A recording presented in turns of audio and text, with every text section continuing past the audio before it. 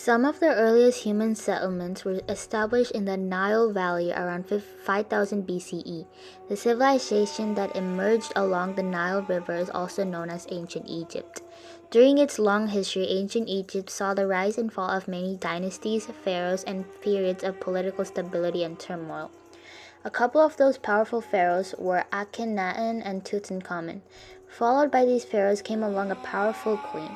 Queen Cleopatra VII was far by the best pharaoh Egypt has ever seen. Today, I'm going to solve the mystery on how Cleopatra became queen.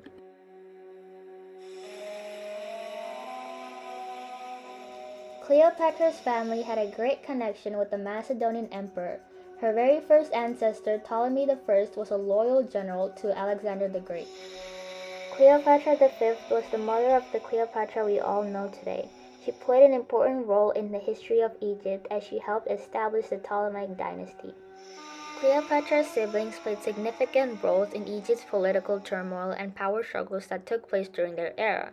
She had four siblings: Bernice IV, Ptolemy XIII, Arsinoe IV, and Ptolemy XIV.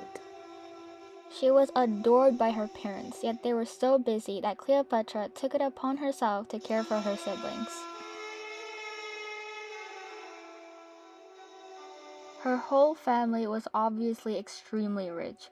Cleopatra had grown up with magnificent toys and pets. She even had tutors who were the best scholars at that time.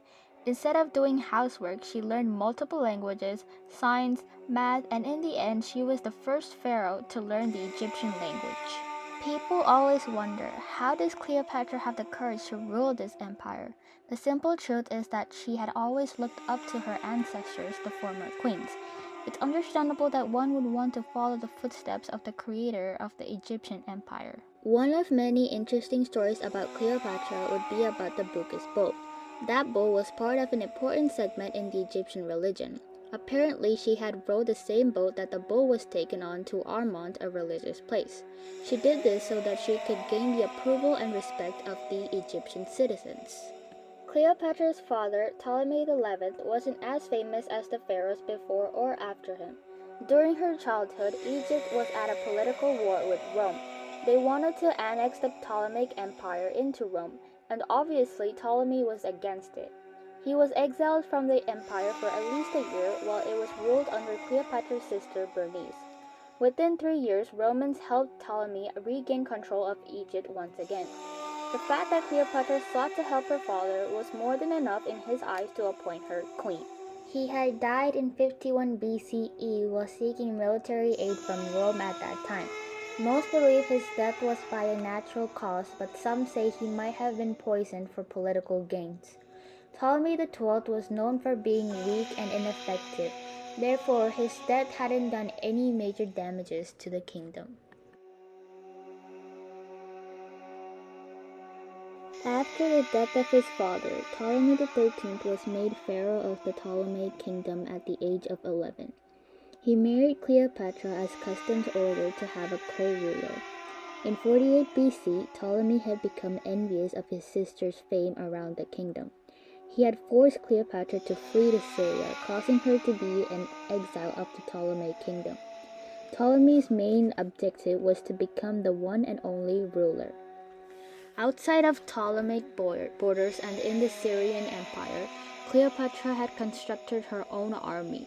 She soon started a civil war against her brother. To complicate things even further, their sister Arsinoe had decided to claim the throne for herself as well. On the other hand, Pompey the Great had been seeking refuge after being defeated by his pursuing rival Julius Caesar. Ptolemy pretended to welcome Pompey with open hands, but he had him murdered thinking he could get on the good side of Caesar.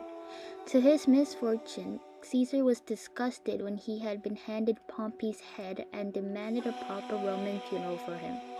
However, one of the siblings did win the favor of Caesar. Cleopatra did that by becoming his lover. He had then made the announcement of the execution of Ptolemy's general and the return to the throne of Cleopatra VII.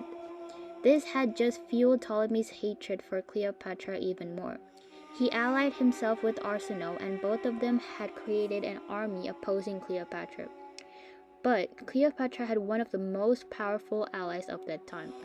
The war between Ptolemy and Cleopatra was officially known as the Battle of the Nile. It ended and resulted in a victory for Caesar and Cleopatra.